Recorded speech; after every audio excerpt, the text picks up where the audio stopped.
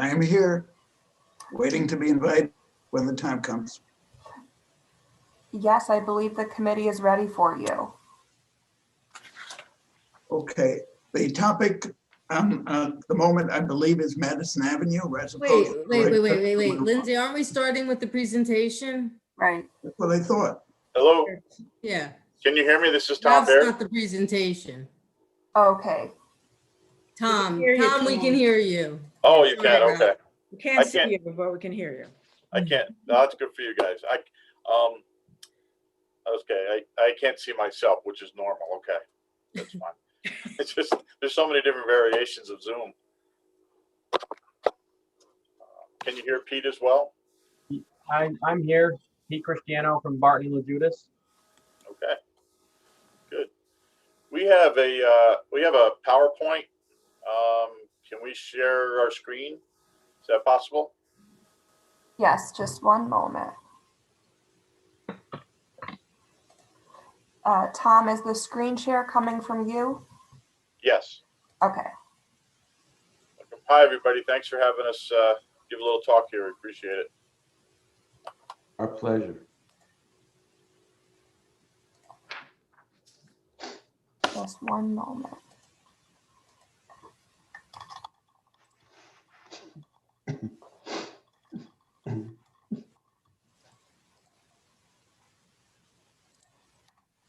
So what we're going to do is give a little bit of an update on where the project is. It's very tied into the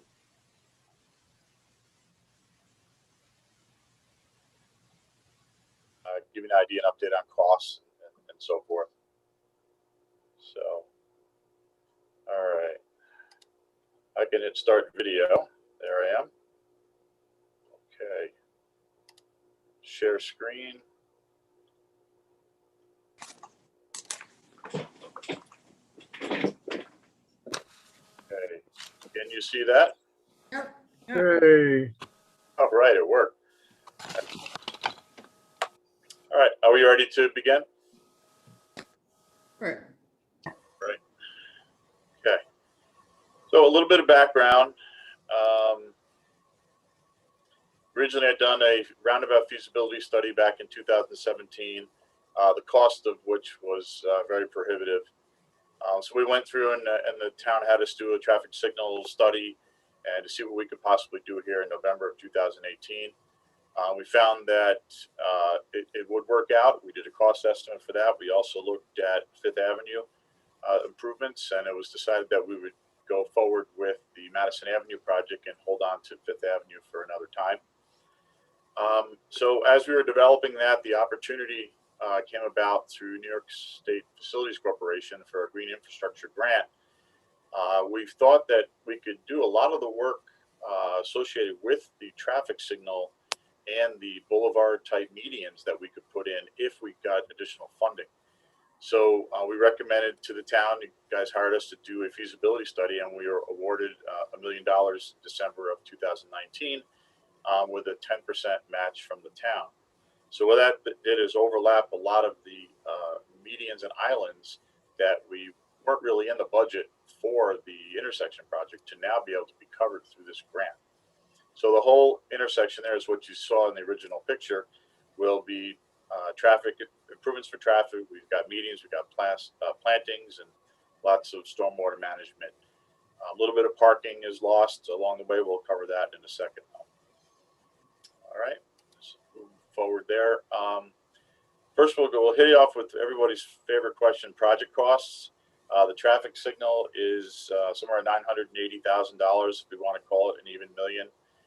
That's for the traffic signal, which accounts for $250,000. 25% of that cost is in the traffic signal. We've got curb medians, traffic control, crosswalks, and other improvements such as curbing and slight drainage improvements as well. So as a standalone project, we have about $1 million for that. The green infrastructure project came in at 1.2 million was our estimate. The town was awarded $1 million of that, which $900,000 would be given, provided as a grant, with the other 100 as a contribution from the town with the 10%.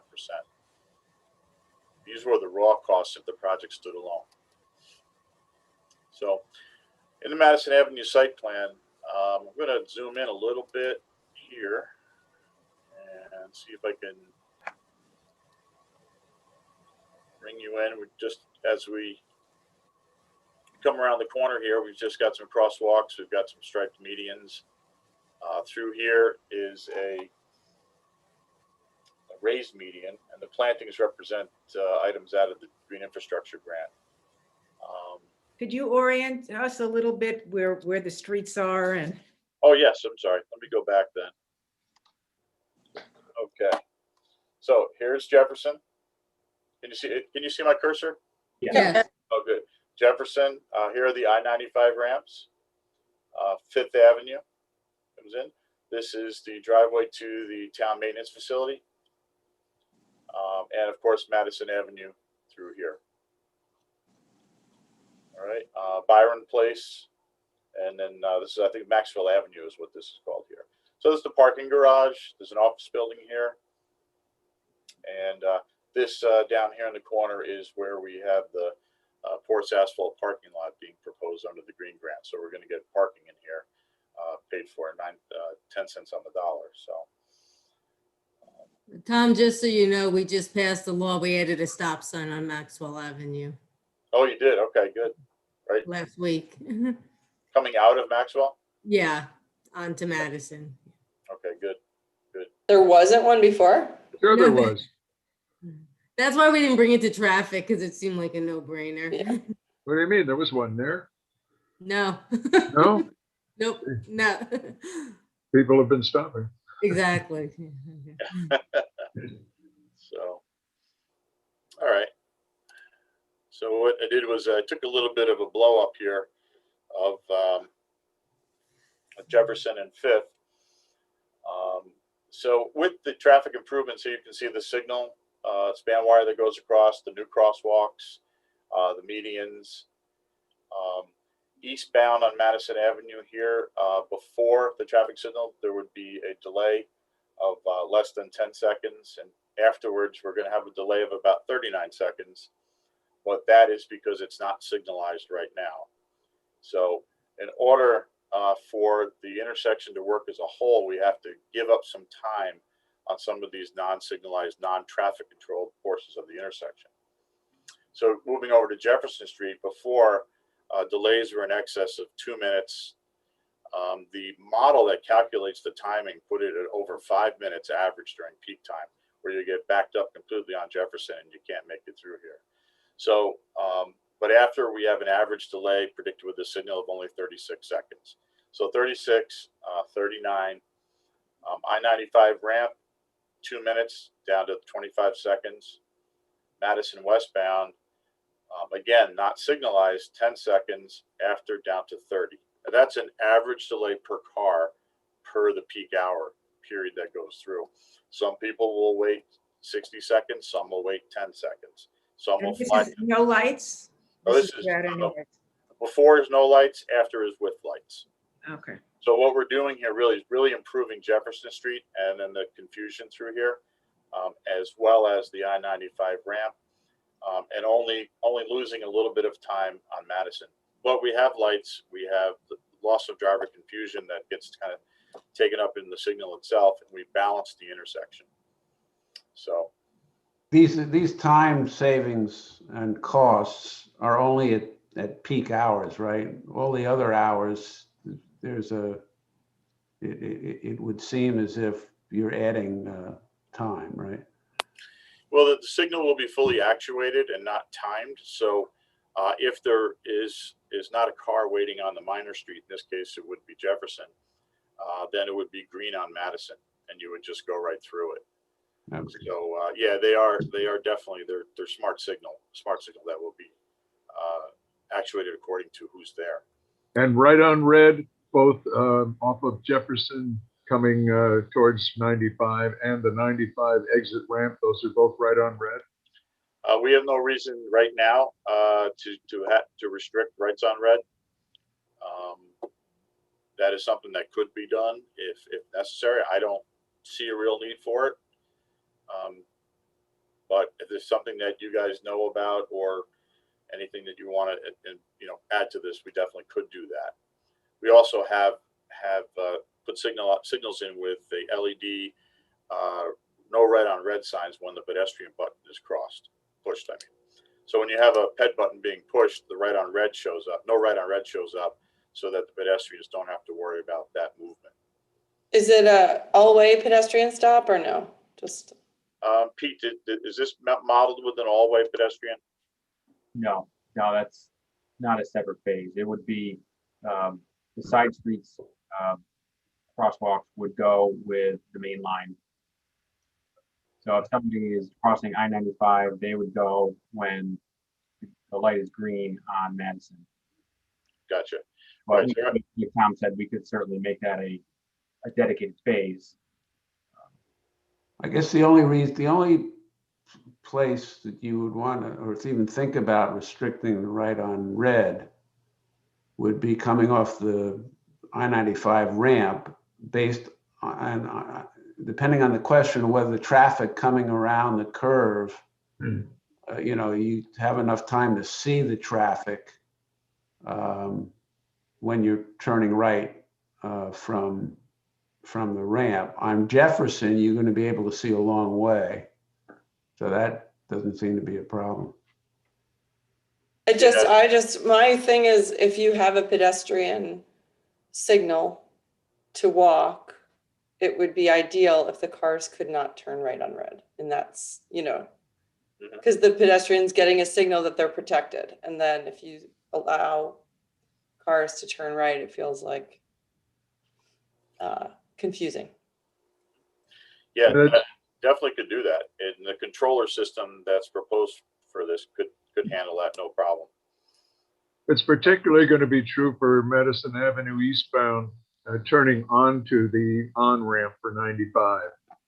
I live in this neighborhood because the cars come around the corner and just keep right on going, right onto the on-ramp. Yeah, it's like a big U-turn. Exactly. I imagine when they come off the ramp, they wouldn't be too inclined to make a full stop on red either. Yeah. If they have a right on red, that means go on red. So, yeah. Well, that depends on the westbound traffic on Madison, of course. But they tend to slow. My experience in both driving it and driving near it is that they do slow down on the off ramp. Not everybody, but certainly majority, I think. Yeah. Okay. Yeah. So we could make it a no turn on red sign, or we could make it a no turn on red if the pedestrian button is pushed. Those are two different expenses as well, as you can imagine. The first being just standard sign, and the other one being a actuated LED sign that stays dark when the head button is not pushed. Can you explain why the crosswalk across Madison by Jefferson is on the left side of Jefferson instead of the right side? Yeah, there's a median here. What we wanted to do was provide a crosswalk in the area of most of the pedestrians, and that was to connect Jefferson Street and connect Fifth Avenue, and not make it a four-way crosswalk here. No, I understand, but why is the crosswalk on the left instead of on the right, since most of the people who would be crossing would be going to the shopping center as opposed to Fifth Avenue? Okay. Which Where the shopping center? sidewalk is the sidewalk on the left Yeah. on New Jefferson? There's both. Yeah, there's a side. Well, let's see. So let me point to the right. Make sure I'm understanding your question right. Why it's right here.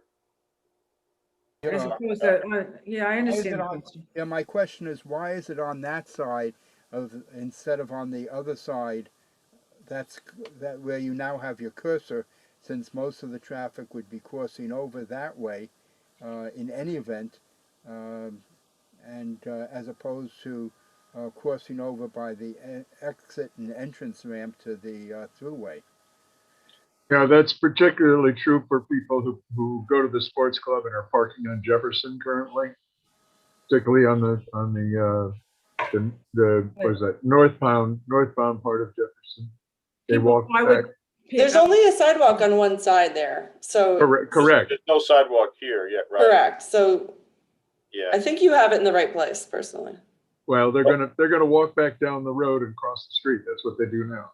Yeah, I would think that it would be safer though to move that crosswalk over to the other side. Tom, I think I can answer this. When we laid Go ahead. down the positioning of the driveway into the parking garage, Hmm. the reason why we shifted it to the left-hand side of the intersection, we can reconfigure that upper, I guess the north, we'll call it the northeast corner, right where Tom's cursor is, to make some accommodations for that. Another reason was to try to get as much storage space as possible for that left turn lane. Hmm. Yeah, but the least safe crossing is the crossing by the entry and exit from the thruway. And most people would not want to cross that way if they could avoid it. Okay. I don't know what you're saying. Go ahead. It's true, most people cross and walk towards the shopping center as opposed to walking towards Fifth Avenue. There's a lot of people that live in those projects on Fifth Avenue that walk that exact route. No, I understand, but you're increasing the amount of traffic that's crossing the thruway entrance and exit. We can certainly reconfigure that and take a closer look. I think we'll check the turning movement from Madison Avenue onto Jefferson Street, that right-hand turn, and possibly adjust that curb to make the crosswalk a little shorter on the north side, which will allow us to have some more room in that corner to add another ramp. Pete, there was also a very tight right-of-way boundary on this corner. We would just want to make sure we have that figured out. Another thing was that the distances as well, the cross over here, we've got the refuge island in here where you only have to look at one direction, and then you cross over here, and then there's less traffic on this side, less higher speed traffic on this side. So all those things together kind of balances it out, and how you make that decision. I think you got it right. That That's my makes vote.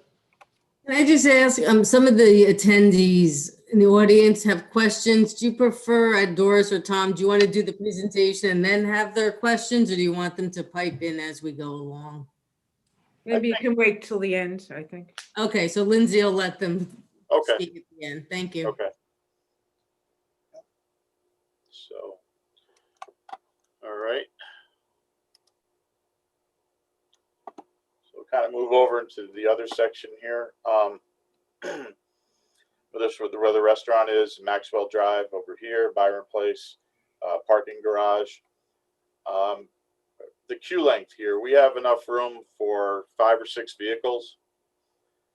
2 more trail through here. And the total queue length number of vehicles, the maximum amount during the peak hour period would back up to where it's shown here, a little bit past the crosswalks here.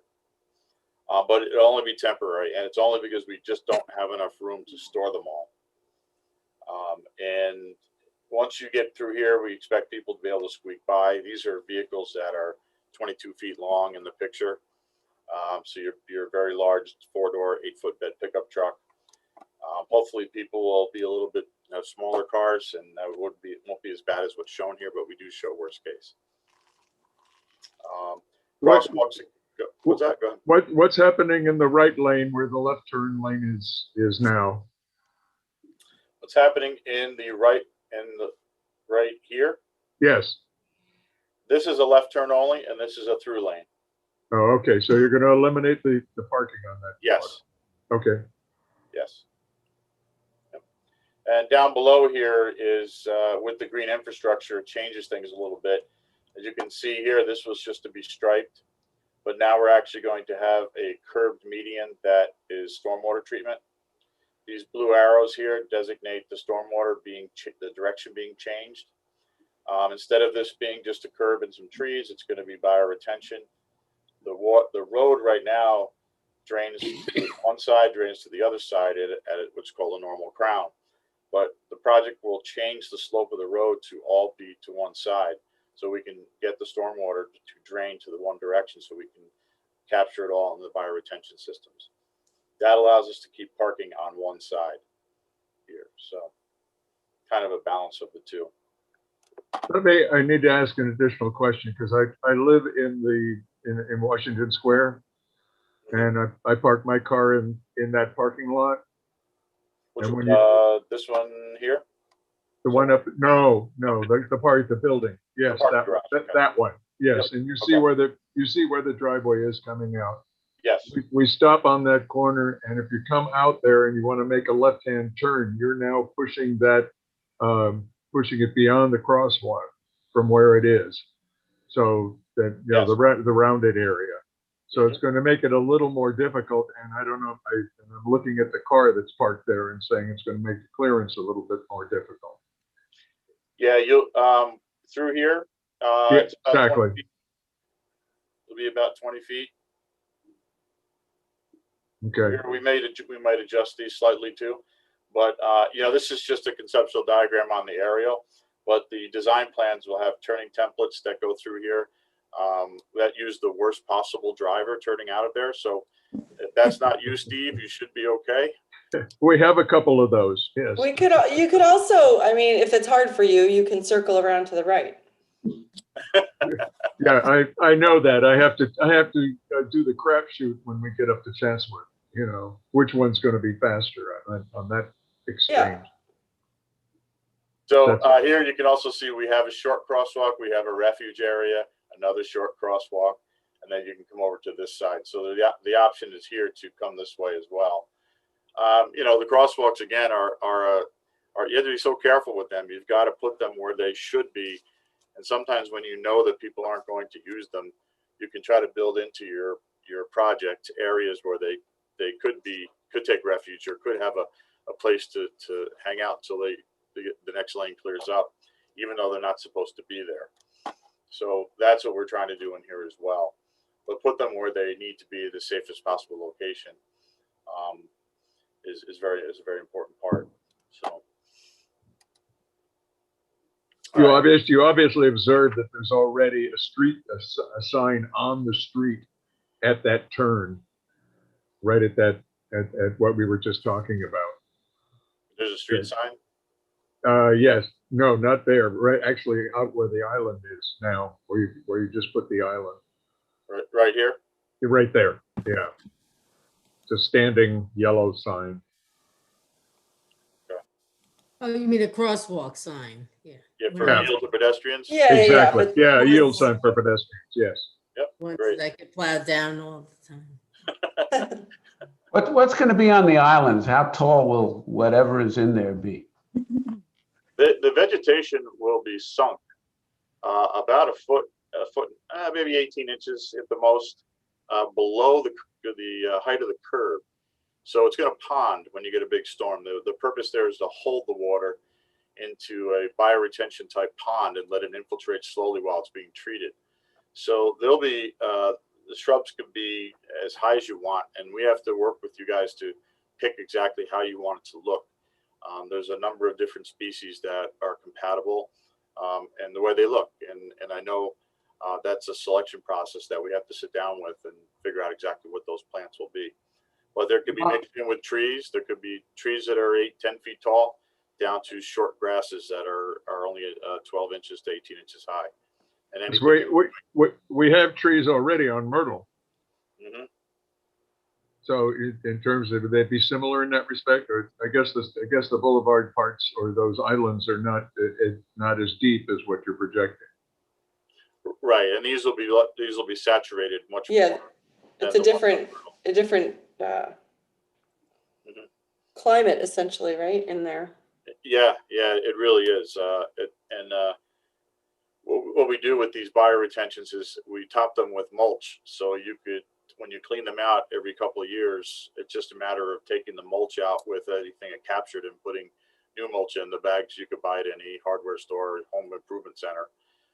Very easy to get stuff, nothing special like zebra wood mulch or something that you have to pay $10,000 a ton for. So that was the old days, but now they engineered this stuff to use regular mulch, and it works well too. My question was, whatever vegetation you're going to have, it's not going to be such as going to block the vision of the drivers coming out and making a left turn from where Stephen has to make a left.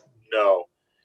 In particular, I have my cursor here. This would be low-lying grasses more than likely, maybe barely up higher than the curb.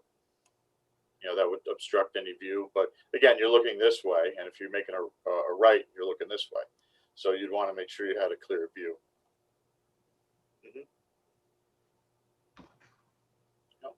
It really will beautify that area. Entering Larchmont from the 95 is so hideous right now. Right. A lot of traffic calming that comes with this as well. It's great, yeah. The curbs and that. So, yeah, it's going to work out pretty well. Is the Fifth Avenue, that yellow curve on, is that a median or just painted? That's just painted. Okay. This is a grass median. So there's a drainage issue with a structure that's right about here in the corner. And it floods a lot. I know this heads down to a much larger system, only through small pipes though. So what we intend to do is we're storing water underground here after it's been treated to release it slowly into that system to help alleviate the flooding that you get at this catch basin and to reduce the inundation that happens downstream. Now, we can't store enough for a 100-year storm. That's just not feasible. There's not enough room to do that. But for I believe we have somewhere around the 20 years, 25-year storm that we can handle just about any storm in a 25-year interval through this system. But some of your big systems, we don't expect that to happen after this is built. But for most of your storms that occur, you won't even notice anything with stormwater here. Is that a 25-year storm under the old regime or under the new regime? Our new regime. Yes, good question.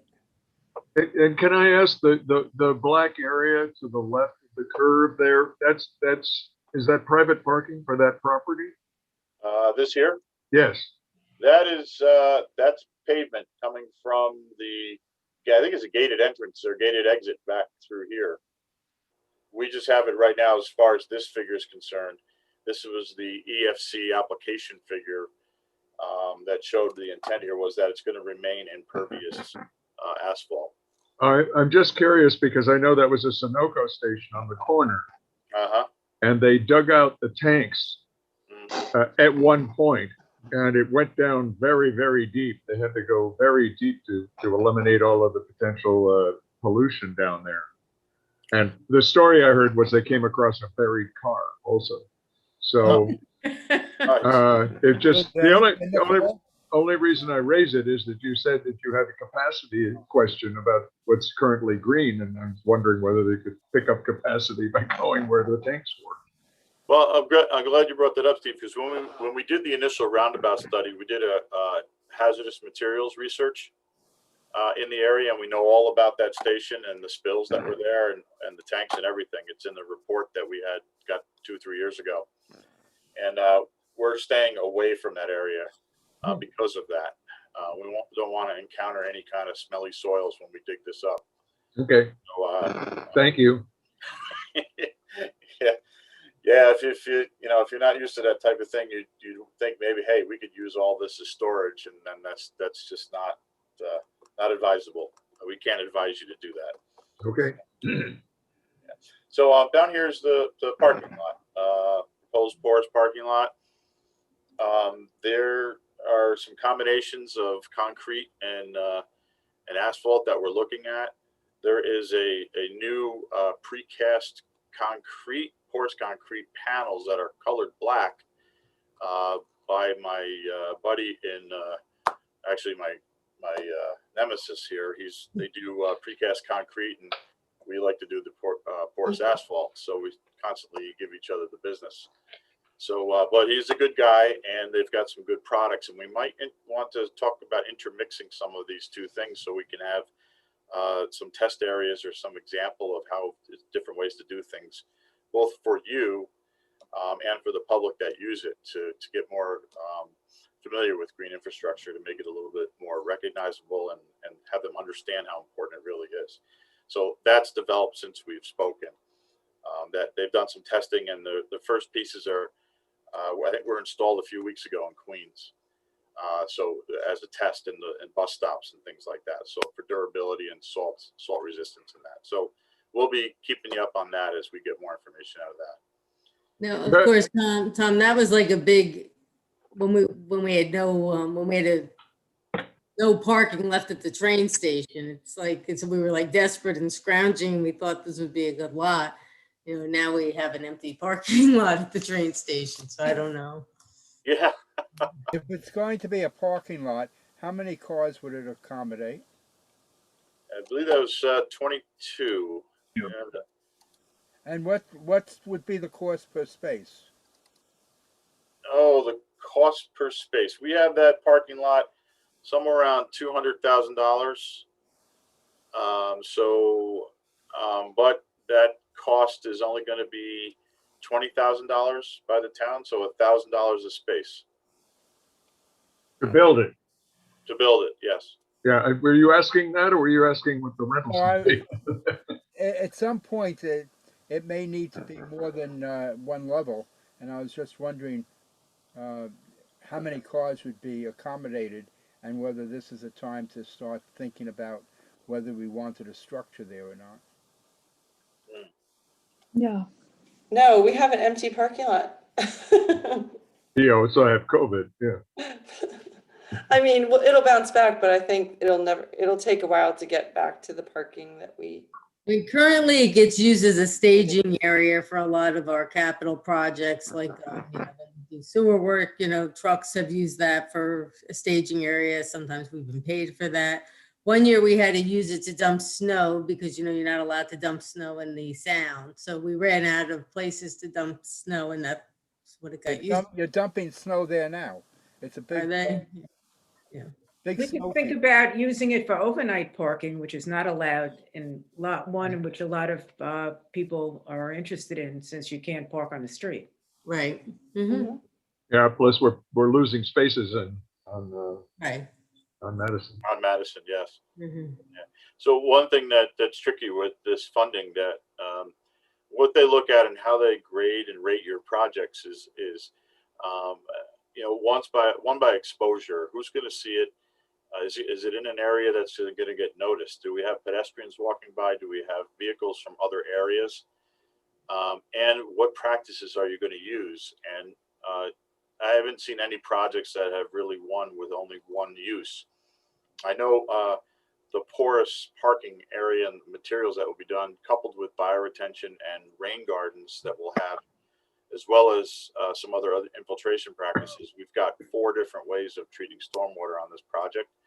And that's very important, as you know, in the town center. All those different methods are highlighted, and that's part of the way you win funding for this type of work. So I know the parking lot is maybe not needed right now, but we would need to keep it in. Yeah, no, I'm not. No, yeah, definitely the Right. lot. Okay. The idea of a structure. Yeah, I just want people to know why it was there, because this started planning years ago. Right.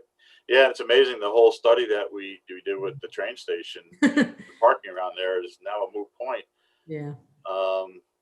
But it's going to take a while. It is going to take a while to come back, but I think it will. All right. I think this is an exciting project. I'm looking forward to it. Oh, thanks. Can you mentioned when we're talking about the crosswalk on 95, that there would be different costs involved, whether it was, a pedestrian hit a button, or are there things that are already decided that we don't know about? Like or things that the board needs to be aware of, that if we choose this option, it's this much, or it's been bid out at? No, I would say no, because right now we have an estimate that is probably about 75% complete. We need the survey. We need the survey to be done, and the survey work was included in the green infrastructure project. And that got delayed because of New York State and COVID related approvals, and nobody was working in the departments that couldn't review any of the work. And we understand how that happened, but we're going to accelerate the schedule right now, which we'll go over that in a little while. But the surveyor now is waiting for the snow to melt. They were supposed to be out there last week. And whatever happens, that we should have that data pretty soon. But those details, Abby, are going to be developed. That sign is about $20,000, and the actuation for that sign. But we have $100,000 worth of contingency money built into this estimate that I already gave you. So we can modify and change things around. I hope we have another traffic meeting before next year, and then we're going to present much more detail coming in the next couple of months, and we can actually very carefully talk about details like that, and we'll have more complete figures and plans to go over at the time too. All the signs, what they look like, and where they're going to be, all that. So, Thanks. Yep. I had a question about the green medians. Mhm. Is there a certain percentage that needs to be green, or just some? No. What happens there is we have there's a certain volume of stormwater that will need to be treated, and in order to make the projects worthwhile, we have to collect as much as possible. So the median, the green and the medians is purely a function of being able to treat all of the water. We didn't want to get rid of the parking on along the sidewalk. We're actually making the sidewalk narrower too, as well, through here, because we needed some more room to treat. So we put as much green as we could in here to treat as much water as we could. We would have liked, if you look down on the lower right of your screen, if we could collect more water coming this way, we would do it too. But we just can't treat as much. We greened everything that we possibly could through here. And that green just represents bioretention. Right. My concern is I think there's an adequate queue to get onto 95, but if you have 2 or 3 cars waiting to make the left onto Maxwell to get into either the sports club, the highway department, the garbage drop off, the back of Cambion, you're basically gonna bottleneck everybody right there at Washington Square, just after 3 cars are waiting to make that turn. That's not a lot. Is there a way? Can we make that those islands a consistent width, that narrow width that you have on the Like what would through you call here, that, the western edge of it? and allow much more turning at lane in here. Yeah, Just do something like this. yeah, and even on the other side too, on the other side of Washington Square, Oh, because that road it gets pretty busy between 7 and 9, and if you have 3 cars waiting to make a left, you're done. That's more than 3 cars there. but Not for Right. new, but one Yeah. thing, not to make the left into Maxwell. Oh, into Maxwell. Yeah, right, is if you're coming from the ramp into Maxwell or anywhere into Maxwell to make the left, you're saying yeah, left into Maxwell, right? So what's going to happen too is when this light is red in that direction, that'll be the time when all the cars can get through in one shot.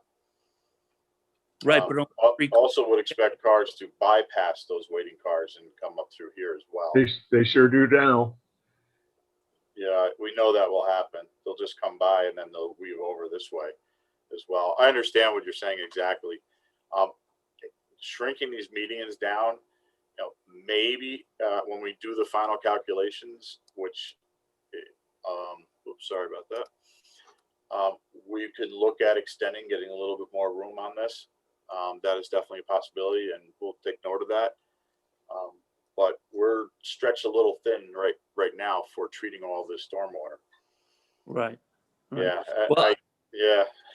in addition, I checked with the highway workers, and I showed them a picture of this, and they said making the right out of Maxwell with a car parked there, that first parking space. Right here.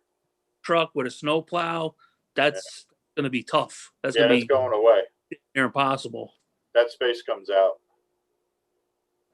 That space comes out. Yep, this is the first space is right in front of that car. There'll be no parking here to corner. Well, I'm looking at the marked spaces here. Yeah, this one here. This space here comes out. See the car there, or this Right. car here on the top one, the truck, the Right. white truck. All right, this is the first space right here, right in front of it. It's still a tough turn for the big trucks. Yeah, and that's we I'd did. say if we have to take out parking, we take out parking. The sports club's closed. Yeah, I know we looked at all of this with turning templates. If you make this turn, if you've got a wing plow and things like that we have to account for, that you still think this spot here will be a problem, then we'll definitely we'll fix that. We can shift this around a little bit. If we have to get rid of it, then we'll suggest it. But I've been snowplow since I was 16. I get it. So definitely something we can look at, and that'll be a good detail. So, but check it out. See if see how far out. Take one of the trucks, make the turn, and mark out where you think it needs to be. Right. One of the projects that we had in Lake George, we had the fire department bring out their longest truck. I was gonna say have the fire That's- department do Let's it. say That's what they Goddard usually- did that on Lafayette and Huguenot. Well, they were really mad. They didn't believe that the road would work, so they threatened to bring the fire truck out, and they brought the fire truck out, and wouldn't you know, it worked. Tom, did you do the project near $1 Million Beach? That was yes, I was in charge of the Oh, Lake George project. I spend my summers up there. I grew up there Oh, cool. That's, in Lake George. Yeah. yeah, we all had a hand in that. Pete did all of the stormwater, green infrastructure stuff, and It's a great improvement, that roundabout. I love it. oh, thank you. It was a great project. DEC was great. That was a project where they said, do whatever you got to do. If it's innovative, it doesn't matter. Tell us about it. We're open to Like a anything. dream. It was a dream. It never happens. Yes, that's true. That and the Ashokan Rail. Larchmont's going to be just like that. Come on, guys. Yes, this is just the beginning. And once you do this project, you'll get more money as well, because it just grows on itself, and Shows a commitment, right? it really does. Yep, absolutely. So, all right. Let's move on a Are little there bit. questions? We should take questions on Yeah. from the listeners. Yeah, I think we're kind of good here. Project schedule, survey started, completed this month. Soil borings as well. We have design is going to be rapid. We're going to get into reviews in April, March for EFC and the town. We want to try to advertise this by May or June. Would like to try to get construction started this summer, if we can, if that's okay with the town schedule. You guys can talk about that internally. We can do that offline when we get the picture of what. I'm not up to date on everything going on with the town schedule on different capital projects and such. So this was just tentative to try to get it done as soon as we can. We had a big problem with New York State environmental facilities on their review time on the feasibility study. It was repeatedly done back and forth, months and months. As I said, it was COVID related, and I understand that, but that's why we're about 3 or 4 months behind right now and where we'd like to be.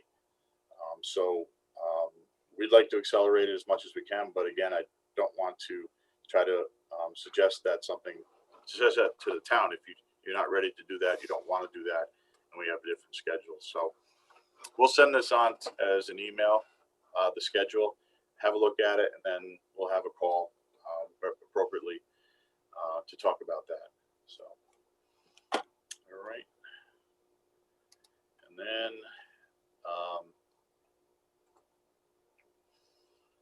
this is a little bit more of the technical information with the conditions. We talked about everything through here already. And some of the changes, we'll send you this presentation as well. So delays during morning, greater than 5 minutes of delay per vehicle, Jefferson Street, now down to 20 to 30 seconds. The pavement striping, the right-of-way progression was confusing. You really weren't, you were cutting off people. People were just making lefts and rights and going through there. The striping will really delineate who's supposed to be where. Crosswalk shortened by 18 feet at Washington Square and 10 feet at I-95. That's also with the refuge areas. The existing stormwater infrastructure will be improved.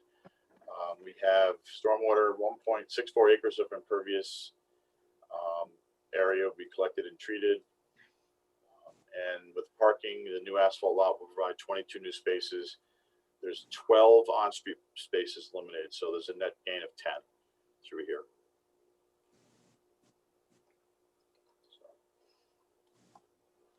So Lindsay, can you facilitate the questioning?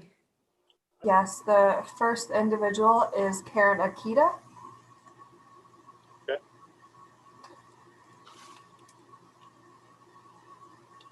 Karen, you're now live. Thank you. Lindsay, are you able to hear me? Yes, we are. Okay. Thank you so much. That was a very helpful and informative discussion of the Maxwell project. I had just a couple quick things, please, specific to the project, but I did want to say first, I am the board president of the Cambium, and we're so appreciative of getting that stop sign, whether instituted or reinstalled for the many people who thought it had been there when no one could find any evidence of that, because we have young families who are using Maxwell Avenue to go into and out of our building with young children, and in the springtime, the kids ride bikes, et cetera, and they found it very dangerous without a stop sign. So I do want to thank you very much for getting that done for us. My two quick questions are regarding the left turn that would be made off of Madison going into or onto Maxwell Avenue, which would be for the two lower levels of our building garage.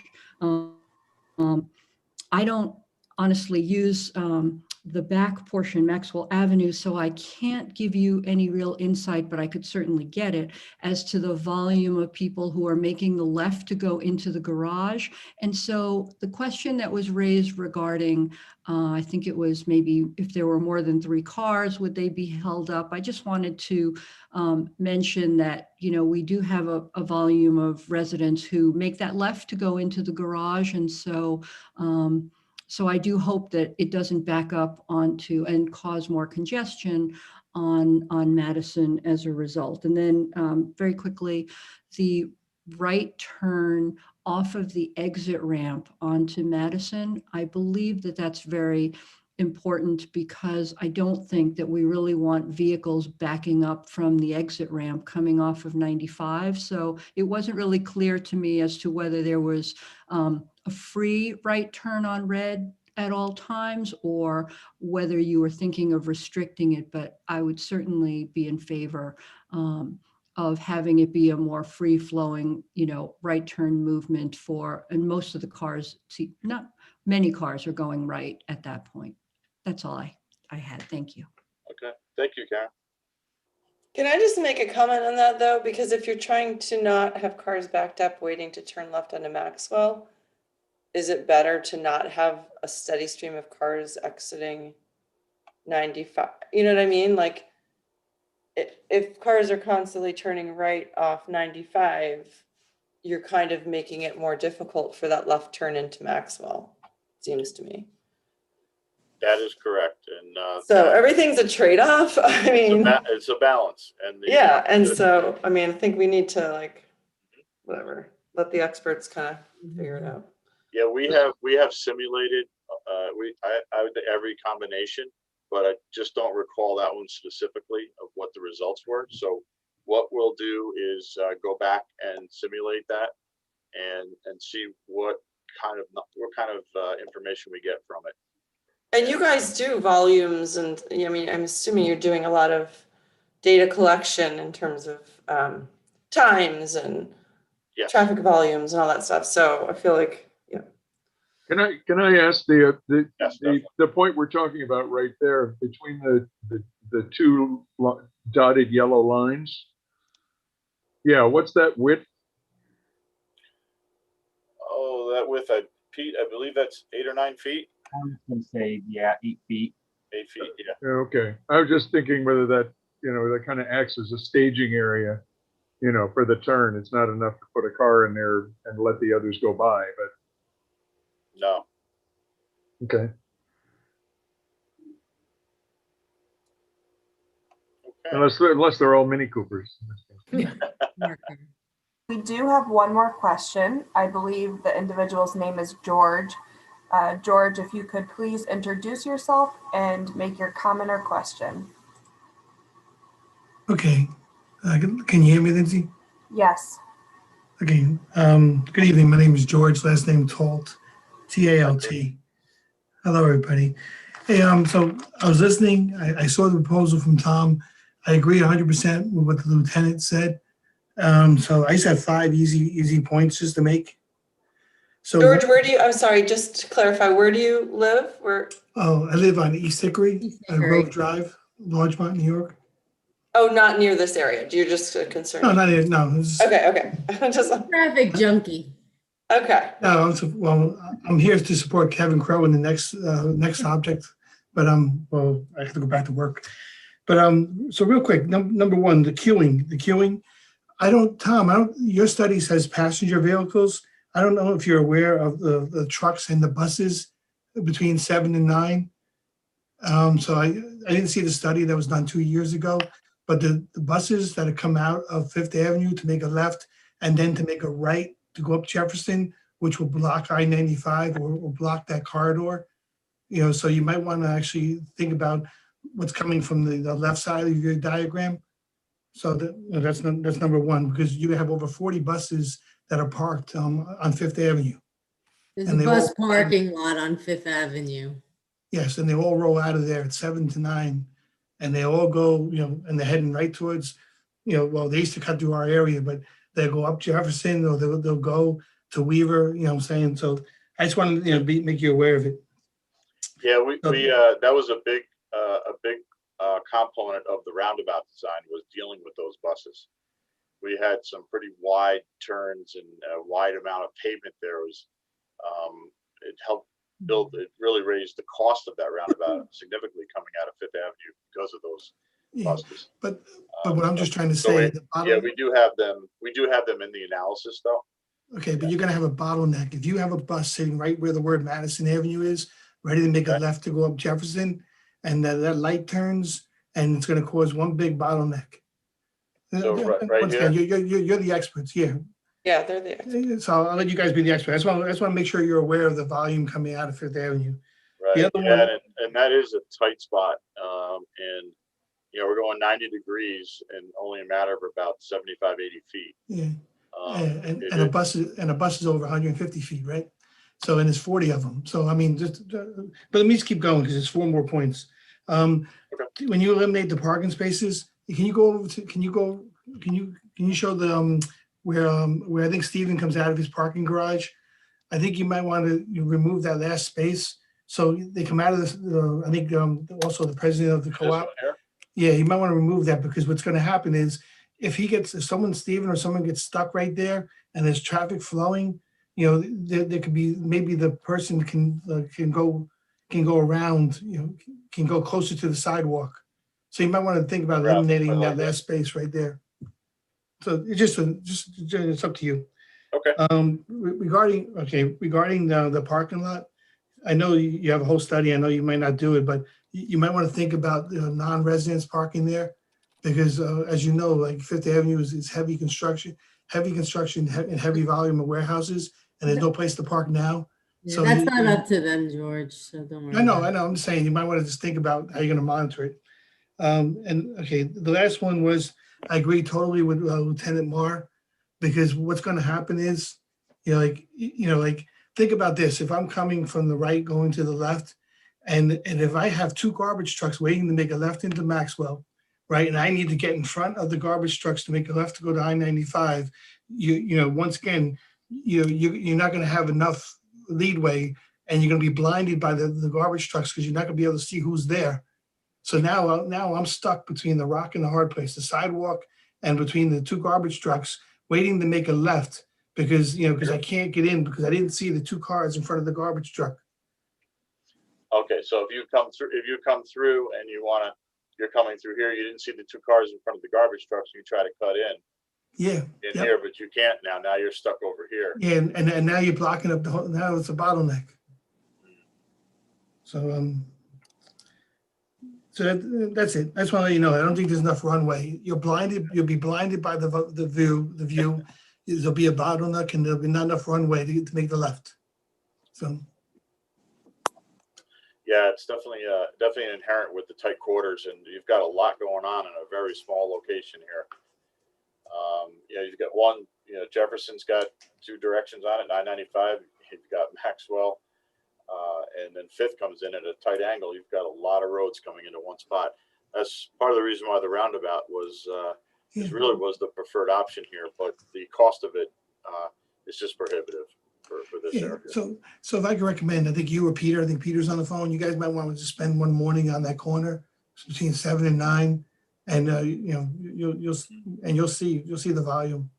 I know you did the study, but that's all. So thank you very much. So Tom, I wonder though, I mean, I don't know, you're the expert, and I'll leave it at that. If you do want to consider taking out all those spots and moving that whole thing over so that you have a longer left turn lane. That's something we could do.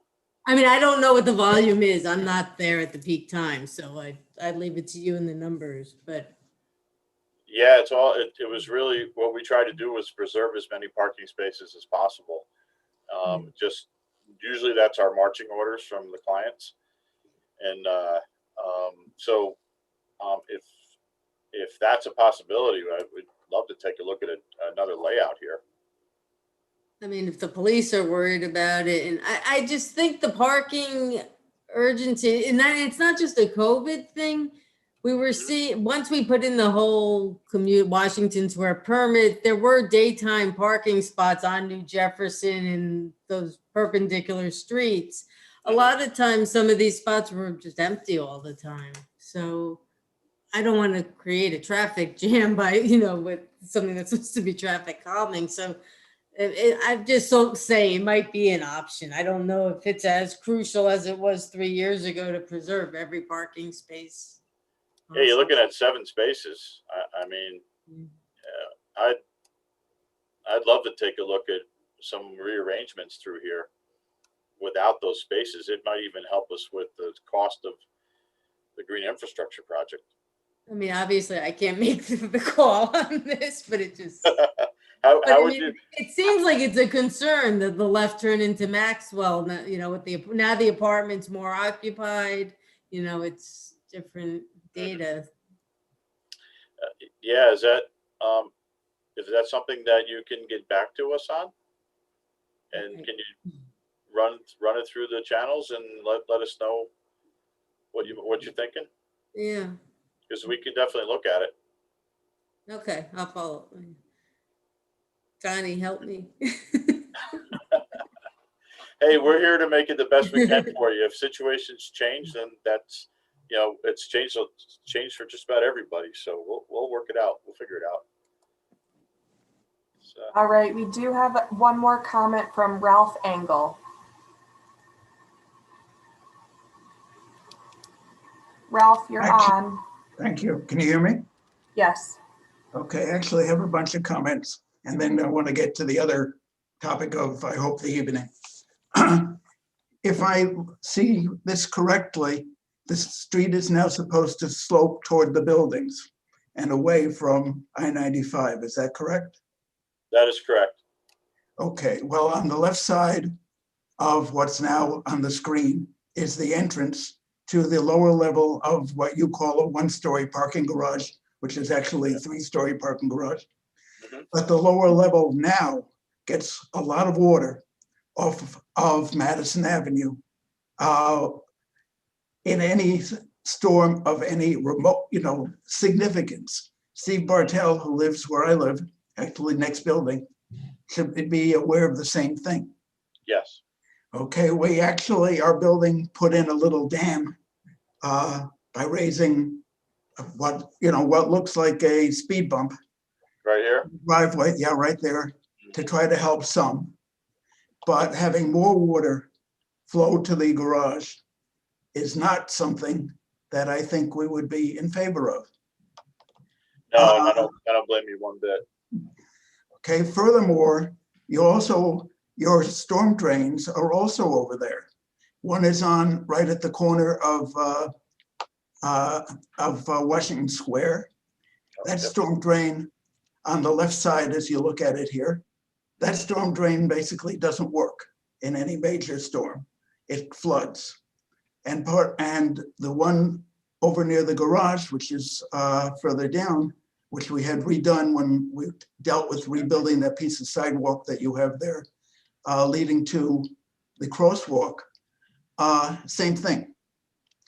So I don't know whether anybody has actually looked into what happens with the water, and I don't understand why you're adding more water to something that's already a problem. Would you like or else at least find a way to keep the water out. I think they're addressing the water, aren't they? Yeah, if you want me, I can give a quick answer to that. Is that okay, Sure, Ralph? of course.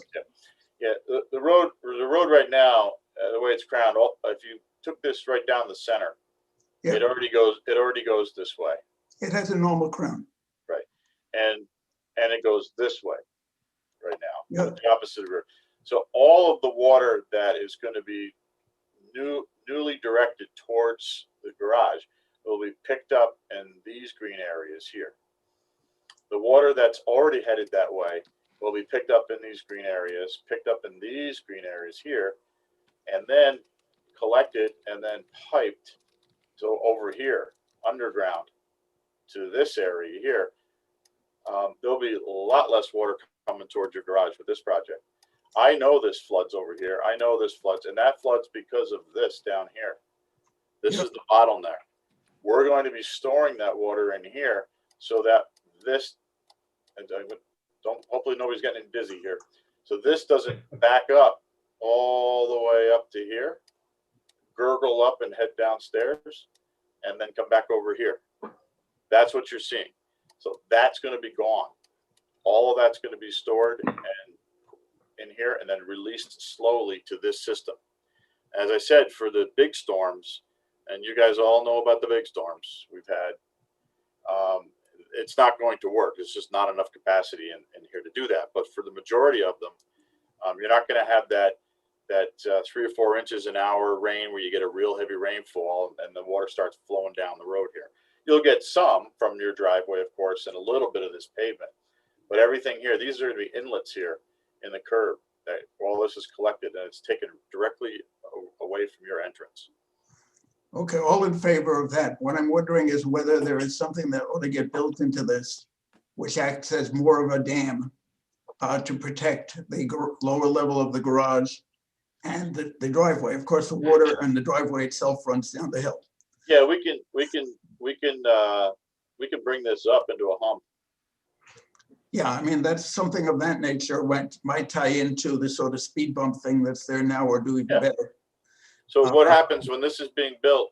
We need to come see you and you need to say, yes, you can come on my property to make sure this bump works. We're only talking a little bit here just to tie everything in together and make it look nice. Yeah, so I mean, we plan on doing that right here. That's what this new pavement is right here, is to block the water from going down your driveway. Okay, at that point, I mean, we have a board that runs the place. I'm not it. So, okay. All right. Okay. So why are you on here talking then? Oh, because I'm not done yet. I'm just kidding. I'm just kidding. I understand that.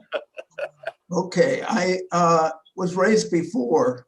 I mean, both Steve and I live on Washington Square, and quite a few apartments and 2 garages open onto Washington Square. And on top of that, there's through traffic that, for whatever reason, goes down there.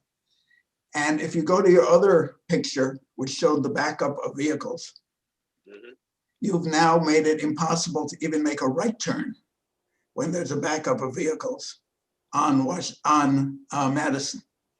because what you've done by making a center median so wide on the left side of Washington Square is to leave only one lane. So whether they're backed up trying to, because of the red light, to get onto I-95, or they're backed up because they want to turn into Maxwell, whether it's for the parking lot or for the garage at the Cambium, or wherever it is, you've precluded a right turn out of Washington Square all that time by simply by, and that could be avoided by making the median narrower. That side of the median at least. Or eliminating the parking on the other side, moving it down. Exactly. Yeah, I mean, yeah, any of that sort of thing would do it. I do have, something of an issue of eliminating all the parking, because when the club was running full blast pre-COVID, and maybe again someday, those parking spaces were all taken. Most, if not all, of the spaces on New Jefferson were taken, and that will all not exist. Well, New Jefferson will exist, but you've reduced parking without providing parking anywhere else in the same neighborhood. This is also a place where people who work in our project, in our buildings, somebody who comes to clean for a couple of hours will park there at the meter because they can park there for 3 hours and they don't need a permit. So I think eliminating some parking, I think what was raised before of the difficulty of making a right turn out of Maxwell is correct. There's one space there too many. But that eliminating all the spaces, you've already eliminated the ones on one side, is going a bit far. Other issues that I've had, and most of these have been raised already, will be the height of the trees as compared to the level of the ground, so that a driver can see under them without any problem. That was, for example, so that they will not be the same as the trees that are between New Jefferson Street and Washington Square, where the branches start very low and you wouldn't be able to see under them. And the other side of that is if you're going to put grasses or whatever between Myrtle and Washington Square, how will they be maintained to be kept low enough so that people can see the cars coming from the left? Good questions, yes. The highway department.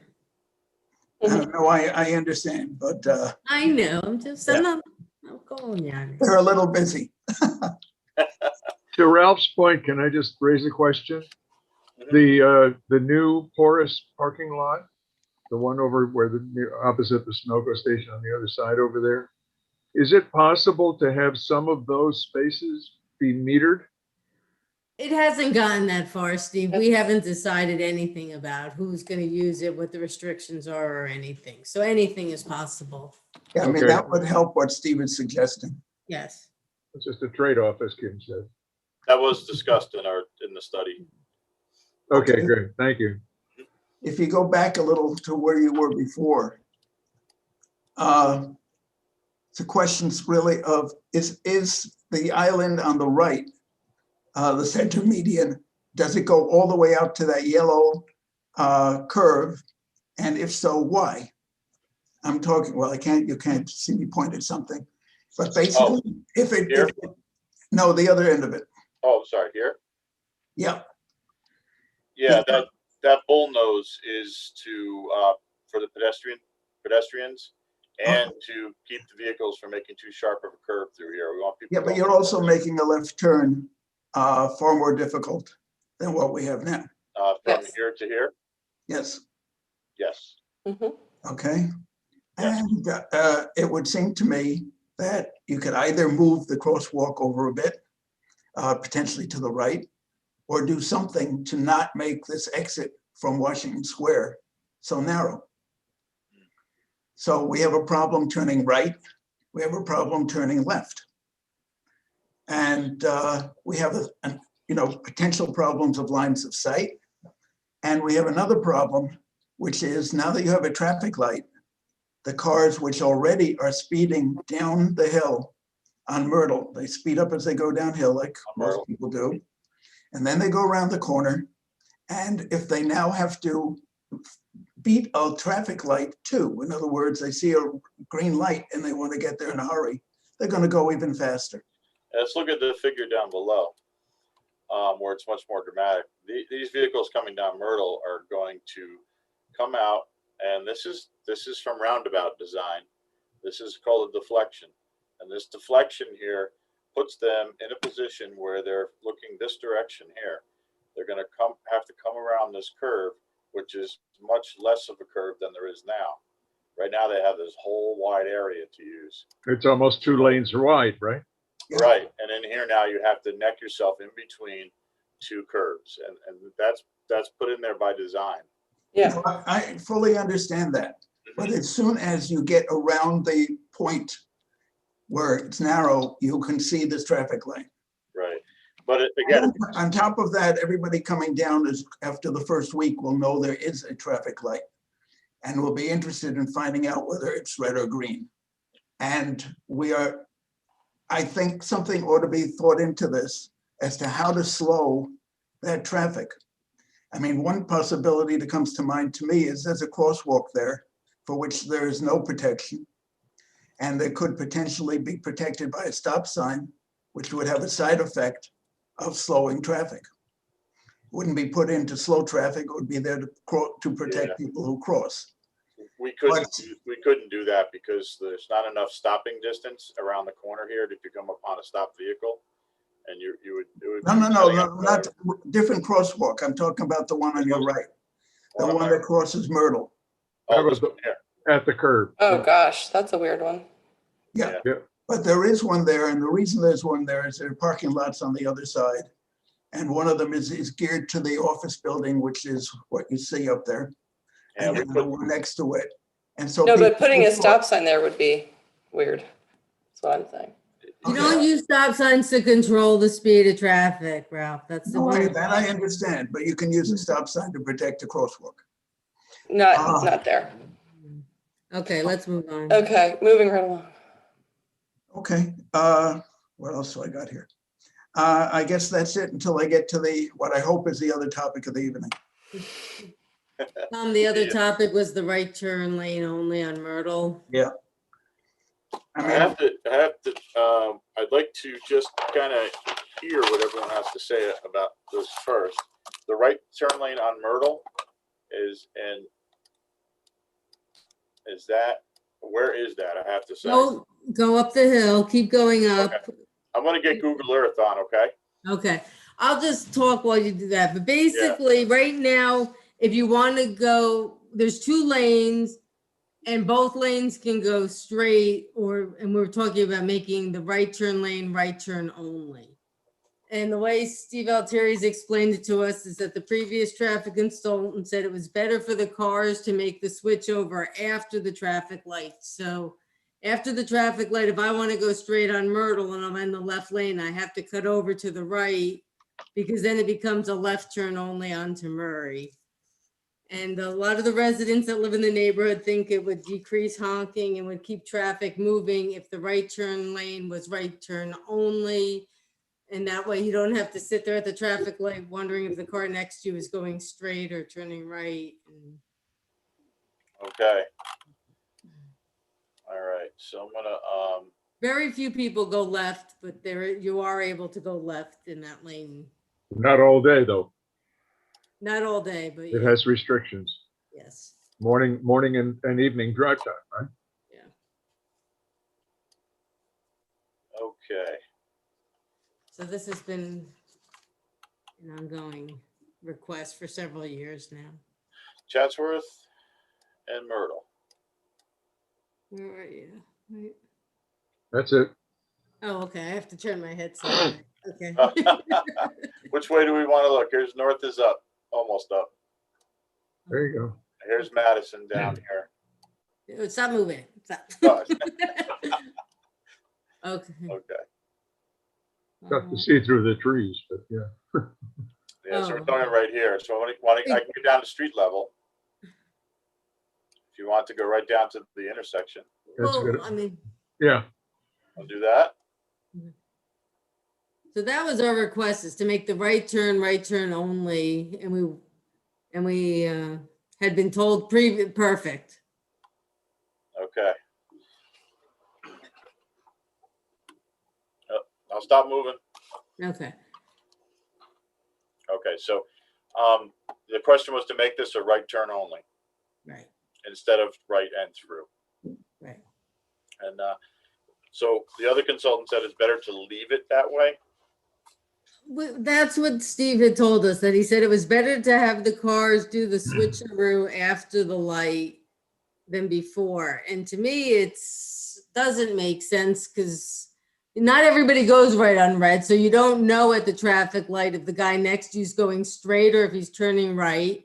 Then you have people coming down the hill on North Chatsworth that might be making a right onto Myrtle. And then if, and there's like a lot going on in that little space between these two lights, when if you want to go straight all the way through and you're in the left lane, you got to then cut over to the right lane, but the guy next to you might be going straight as well. Yeah. Yeah. So if I go forward here, we've got 2 lanes on the opposite side of the intersection. Right, but that immediately becomes left turn only. Yeah, I see right here on. Okay, so so then they're trying to move over to here. Exactly. You can see my screen, right? Yes. Yes. All right. So through, then you got a problem right here after the intersection. So you're saying better to switch there than over here. Mm-hmm. Yeah, I would agree with that on first look, but it doesn't mean we can't figure something out. There's a different problem here too. There's a sign up above that's a no turn on red, or a no right turn with a red arrow. See that sign up top? Yeah. What happens is people see that, but when it turns off, they don't turn right if they're not familiar with that corner. Right. Because a lot of the intersections are not right, or no right on red ever. So a lot of people don't realize they can. And I've talked to Steve about this before, and I think the traffic committee, and about whether we can hang a sign below that says right on red allowed. I don't know how you say it when this isn't on, or some other, there's got to be some terminology, or change that sign entirely and say right on red allowed. Click to right on red allowed. Also, the left lane incorrectly has a straight only arrow when in fact you are allowed to turn left except for at specific times of the day. And that's which you see in that sign for years. But that hasn't happened. That sign, yeah. But I've been through that intersection a lot, as many of us probably have, and the number of times I've seen people turn left is very, very small, any time of day. When they redid the traffic light, they made it no left at all, but then some of the residents who lived in those buildings made it clear that it was almost impossible for them to get to the front door without going way around the block. So we reinstituted it except for at peak times. Mm-hmm. So that's the thing that Steve has talked to you about, doing a little study to see if there would be any problem with making that change without it becoming a whole huge traffic study. Right. Yeah, that's okay.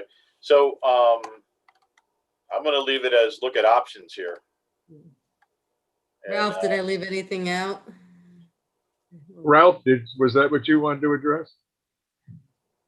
I don't know if he has to be let back in. I got muted, so now I'm unmuted, I guess, again. Okay.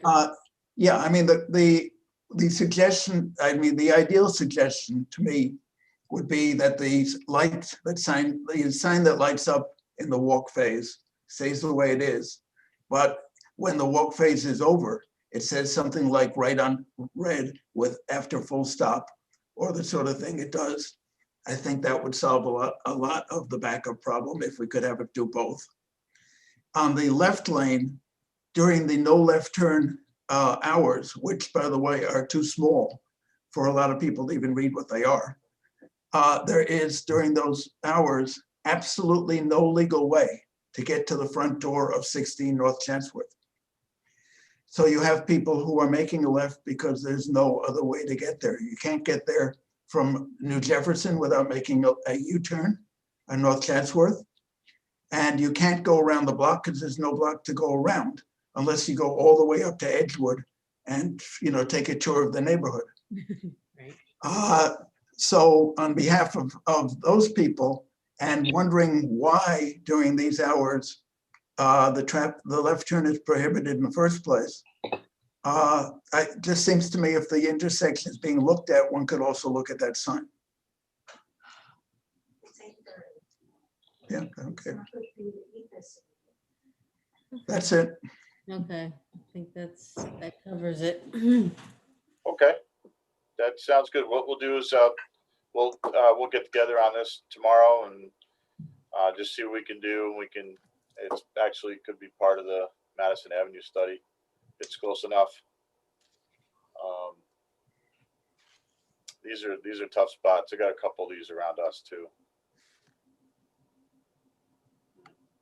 Okay. While we're there, can we just stop for a second? Sure. Looking Okay, at, I know I want to get going too. The median there is not what the new ones are gonna look like. No, they're going to be deeper. Okay. There'll be nice little fences around them too. It's going to look nice. It'll look beautiful. Okay.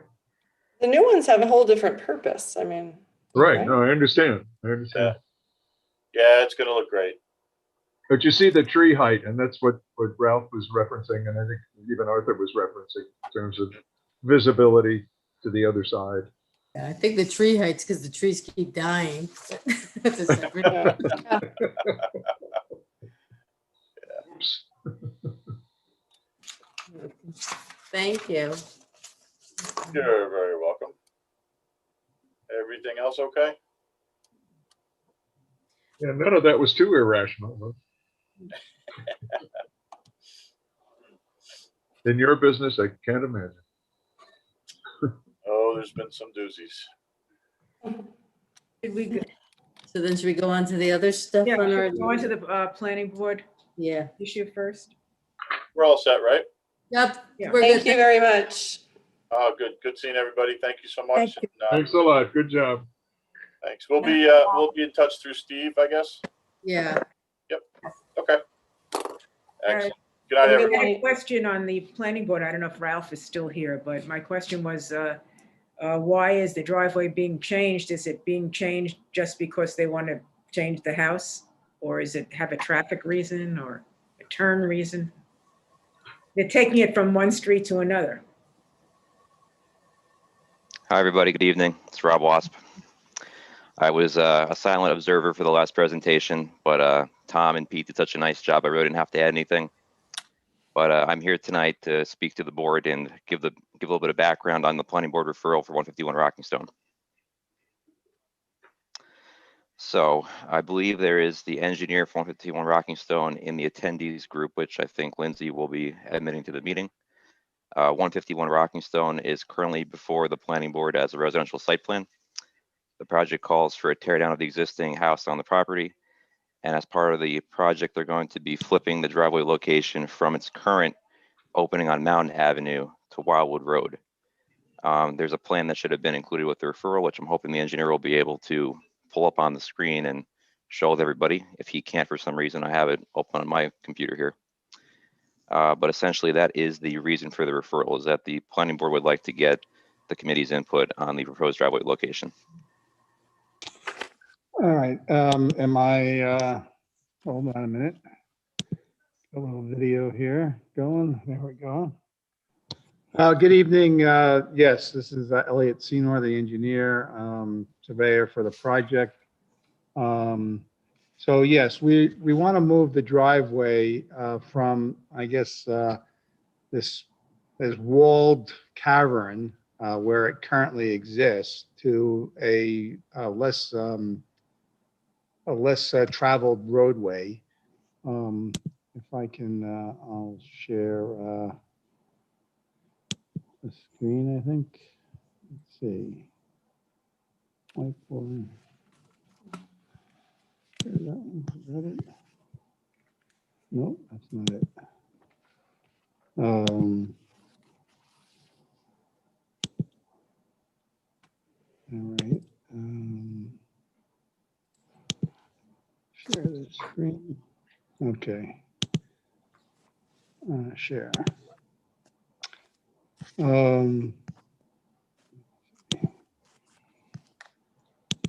Is this, so what you see on your screen, tell me if you see it, is a color, a red and blue outline of an existing driveway and a proposed driveway? Can you see that? Yes. All right. So currently the driveway is here to the existing house. The house is being torn down and replaced with a new house. The current driveway is close to this corner, Rocking Stone and Mountain, and the cars traveling south on Rocking Stone make a right turn onto Mountain. And so backing out of this driveway, you can't really see past the curb. It's also in this walled cavern. Those walls are 6 or 7 feet tall. And so we propose to move the driveway to the Wildwood roadside. The Wildwood roadside, so this is a sightline map of the Wildwood Road. So now if a car is coming up Rocking Stone, he's actually going to be on the opposite side of the street that we're coming out of. And the driveway affords us the ability to turn a car around and go out straight. So we have approximately 100 foot of sight line to Rocking Stone and over 275 feet down Wildwood.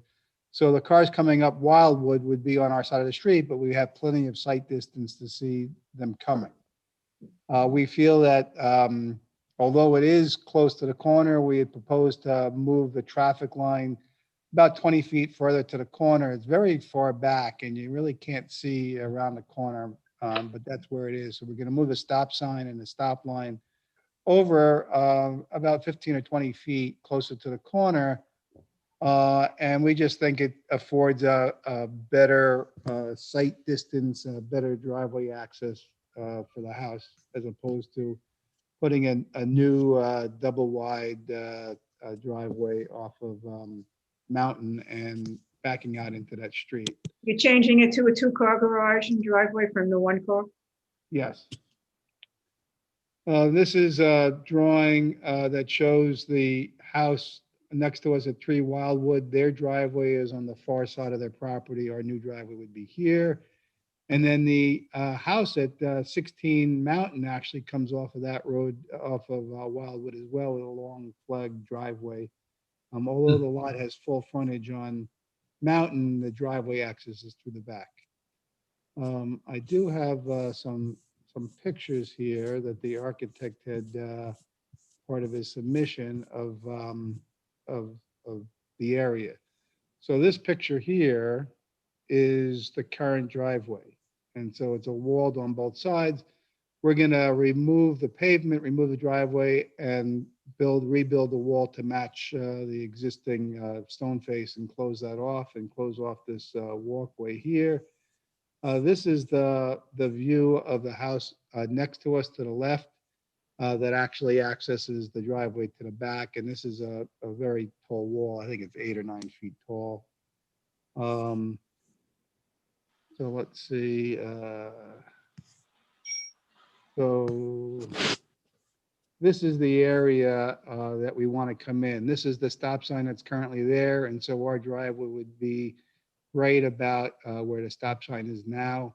Coming in on this more where this gentle slope is, we're going to remove a section of that wall to provide access. We just thought it was a safer location, a better location for everybody involved. Did you Certainly, say if you you're have any moving the stop sign closer to the, closer to the intersection, closer to, let's see. So the stop sign is right here currently, right by our driveway entrance, and we want to move it a little closer to that.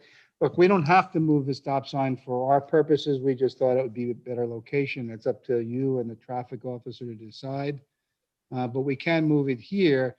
See, back here, this wall that we have here sort of is in the way of somebody looking in this direction.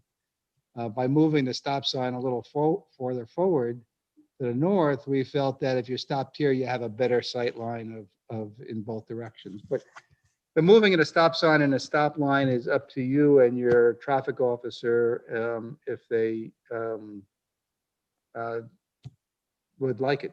We don't Wouldn't have. it, I'm sorry, wouldn't it, moving the stop sign that way make it less sightline when you're turning onto Wildwood from Rockingstone?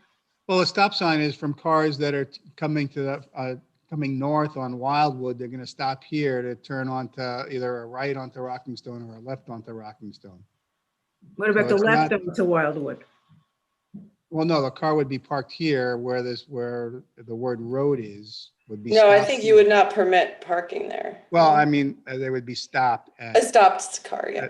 at where it says road, at the stop sign to look in both directions before they proceeded to the right or to the left. It's not people coming onto Wildwood, it's people coming north from Wildwood onto Rockingstone. How did you get that 276-foot sight line? I felt like with the hill and the curve, and then relatively narrow roadway, I didn't feel like the visibility was great on that. Well, the sight lines on this kind of situation is you're measuring about 4 feet off the ground and looking down a road to a point about 4 feet off the ground. So this So is you're a not- hill here. Yeah, I think that there's still a long sight distance. I don't have a topo in front of me. Elliot, I was going to say that I do have a street view image available. If you like, I can share with the committee for their Sure. input. If I you think sort it's of like helpful. the mountain location because of the four-way stop. I feel like everything is like paused there. It seems like, I feel like Wildwood people, So this is the, that was a good view, Rob. Right, so Okay. we can see here, this is basically where the Huh. stop bar is now. We see Rockingstone there in the background, and we are on Wildwood. mhm. We rotate, the new driveway location is approximately right where this catch basin grade is along the sidewalk. So this is the view looking west on Wildwood towards the hill. So there's a very long sight distance there. Gotcha. If Now we you just want to jump go over to the Mountain Road area? one step ahead of me, yes. Reorient ourselves. This is Mountain Avenue intersection. This is the current driveway. Is it me or is Mountain appear to be narrower than Wildwood? Mountain, yeah. Maybe More of not. it's more of a hard right, like Wildwood spills onto Rockingstone, which Right. The curve, anyone who spends any time there knows people don't stop at that stop sign. yeah, the corner's curved. Yeah, Mountain appears to be narrow, I think maybe because of all the foliage too on both sides, Right. which Wildwood doesn't have. Doesn't feel narrow when you're on it. But backing out of this driveway, you can only back out of that driveway because it is a short distance. The other side where our house is set much further back than it would be at this point. So we had more area to maneuver. But if you look up, Rob, if you can rotate a little bit counterclockwise a little bit more, and then you can, so you can't really see that, no, towards the corner. I just want to show you see the corner intersection, you have, some obstructions, you have a tall wall there, so you really don't see the cars coming around the corner, even the car stopped at that corner. You can't see, you get this, that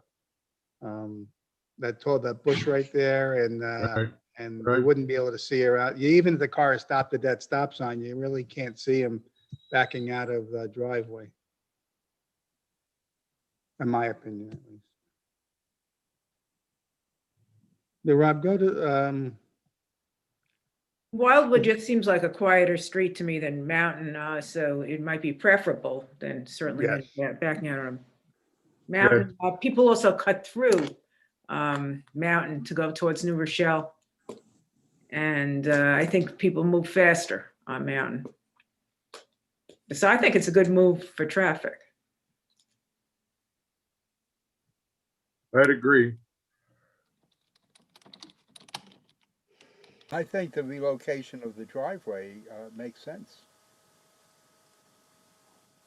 And as far as the stop sign is concerned, which I guess we may have something to say about, it's so far back that you're going to have a creeping stop by the stop sign. Then you have to creep forward in order to see what's coming down Rockingstone. Yeah, I really agree.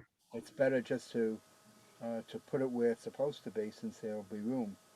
Lieutenant, is there a reason why we couldn't move that forward?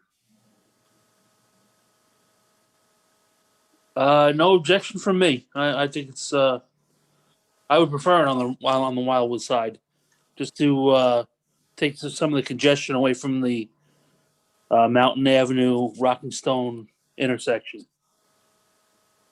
And at the time we were at that point, we could certainly have Lieutenant come out and or whoever makes that decision, tell us where to put it. Seems like everybody's in agreement on this. Yes.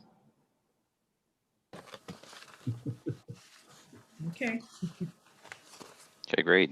Thank you, everybody. I'm not sure if the committee makes a formal memo, but I will certainly pass your comments along to the planning board at its meeting this Wednesday.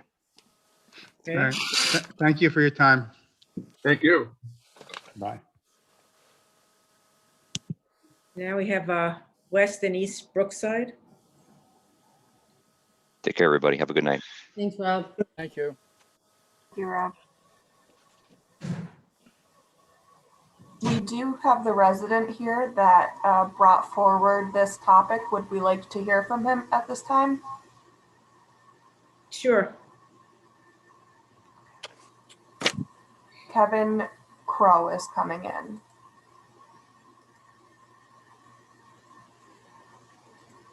Good evening, folks. Yeah, my name is Kevin Crow, and I live at 65 West Brookside Drive. And so I'm pleased that there's some progress being made on this issue. I have to say that I've lived in my house for 29 and a half years, and I only learned last summer that the signs that are posted along the brook saying no parking are not enforceable. So if this is a way to rectify that problem and make the issues, too many people tend, if they're usually contractors or people that are familiar with the area, they tend to park on the grassy shoulder on the brook side of the street. This is along the brook, up, not the side with the houses. Correct. When you go there today with the snow, you wonder how a car could fit there. Right. So the problem is during the summertime, well, it's kind of an environmental issue too. We're trying to promote healthy environmental growth along the brook, hedges, bushes, trees, but particularly grass. We just want the grass to be allowed to grow. It doesn't seem to really be an issue. We just want to make sure that people are not allowed to do it, if you follow me. Just the background, Connie was working on this, and the issue was that because if they weren't parked on the road, the police couldn't issue the ticket, if I'm getting this correctly. So we need to change the law. So you're allowed to park on the grass. Under technically. Is that right, Connie? Right. There's nothing that prevents or prohibits parking on the grass.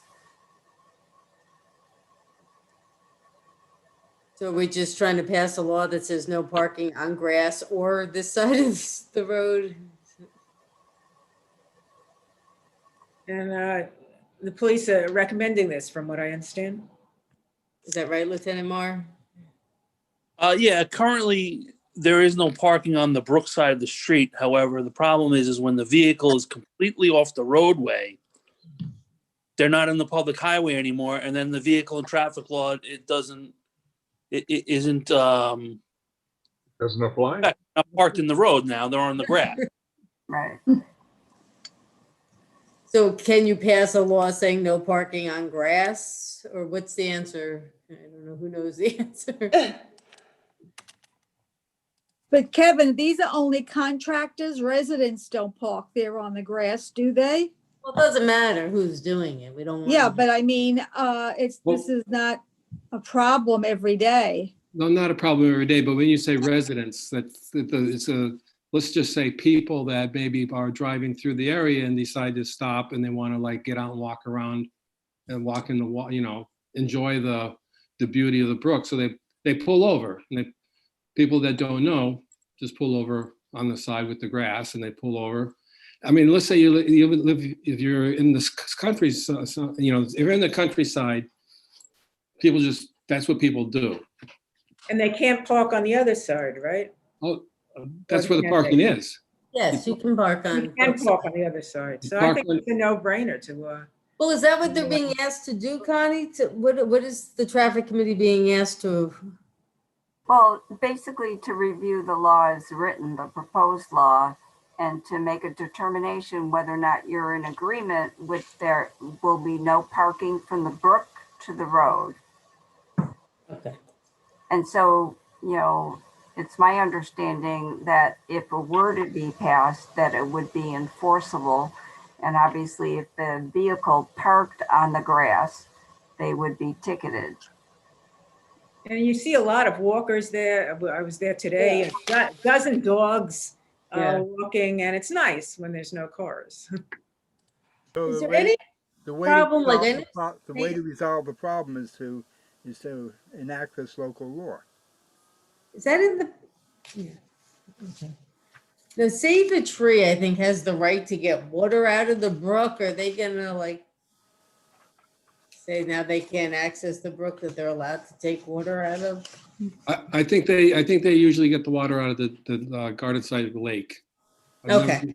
Yeah, I really- about by Falls Road and Lakeside. Oh, okay. Okay. Does anybody have an issue with the law? Oh, makes sense. What is that? I have no issue whatsoever with this. This is, as you said, a no-brainer. But what is that little strip of land between the road and the brook? What is it designated as? Like the shoulder. Yeah, I said, but its shoulder would be part of the road that could be enforced, right? But it's No. grass, yeah. It's not the paved portion of the road. Right. It's town property, but the town maintains it, but it's not a roadway. Okay, Well, that's good news. enacting this law will take care of that problem, correct, Lieutenant Mayor? I believe so. I had one alternative. I don't, if Mr. Crow would be interested. What if they planted a few trees in those areas to make it impossible for a car to park there? Well, I think that makes sense. Yeah, where there's a will, there's a way. I think the easier thing to do is to pass the law, and then if people in that area would like some trees planted, they can, but you're not going to be able to plant them that close where a car couldn't park there if it wanted to. That's Well, if you true. park it to a point where the two wheels are on the road, now you're on the road. Yeah, And then it's, Yeah, but you can always back into a Yeah. smaller space. Well, I mean, they are continually adding trees to the brook, so. But yeah. Maybe we should just have one or two cars topple into the brook. That's happened. Did that happen in Nancy? Is that right? That's Nancy Hardy, yes. Well, I just want to mention one more thing. There is an extenuating circumstance in this neighborhood that I'm concerned about. We're talking about East and West Brookside. However, Valley Stream West, it also has like a really wide grassy area right down by the bridge. And last summer, there was some contractors using that as a staging area for work. And so there was actually a large enough area for two large trucks to park there right on the grass. So I guess at some point, I mean, it's a catch-22. If I were to ask for a no parking sign to be posted right there at that spot, since it's Valley Stream West, what would support that no parking sign? There'd have to be a law, right? Yeah. We would have to have the opportunity to look at it. I didn't look at that street. Yeah, so I'm just bringing that up, but I don't think I'm not looking for any resolution for that now. I'm happy with what you're proposing. Anything I think would be helpful. Okay, is everyone in favor of the law? Yes. Connie, now I found the law. That's what I was missing. That's why I was confused. Yeah, it's pretty straightforward. Yeah. Okay. So then Kevin, the next step would be the town board would have to set a public hearing for this law. Yeah, that seems fine. I mean, just for a little bit more background, all along we thought there's a conservation law that says you're not allowed to park on public property, grass or whatever. I think that's law number 3, 1966. All along we thought that's what supported the no parking signs, but apparently that's not true. As Lieutenant Marr pointed out, it's not really enforceable. So that's part of our confusion. But if you think this law would put that to bed, great. Well, the problem is that that piece of land is not designated a conservation area. Oh, okay, thank you. Can we declare it that? Or what? I You mean, can declare anything you want. it doesn't mean it's real. I think it's easier to pass this law. There's no controversy. Let's just do it. Yeah. Okay. Thank you. Okay, I think that's it. That wasn't bad after a year of not meeting. You can't complain. No, I guess we wait to set a meeting till we have more issues, right? The only thing I'll say is, Steve Altieri is retiring and, will be in capable hands. But if there's any open items that you can think of, while we have his brain to pick or, to see what we decided, even though Connie, I know, has been doing this for well over a year now too. So we're in good hands.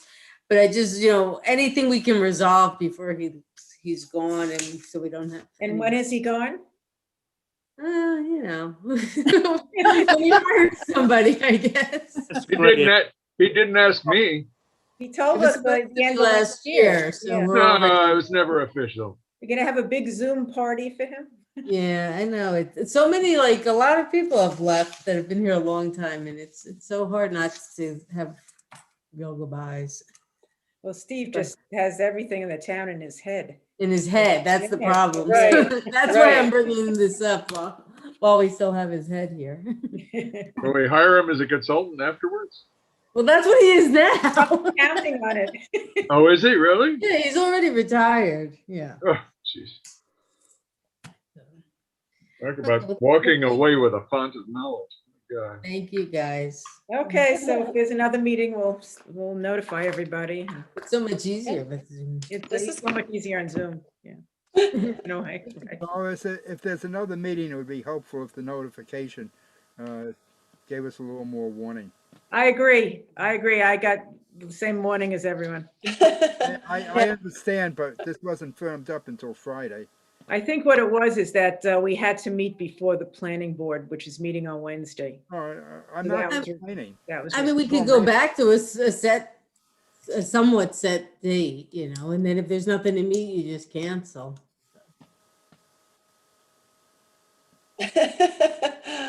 Silence. You're correct. You should have more than, we'll make sure you have more than. Yeah, just to go out and look at it. Yeah. That's fair enough. Hey, Lindsay, nice job setting up. And everyone should be healthy, and if you haven't gotten your vaccinations yet, try to schedule them. Right. I got number 2 this weekend. Yeah, you're lucky. I have number 2. No, I'm not. I'm old. Good night, everyone. Good night. Night.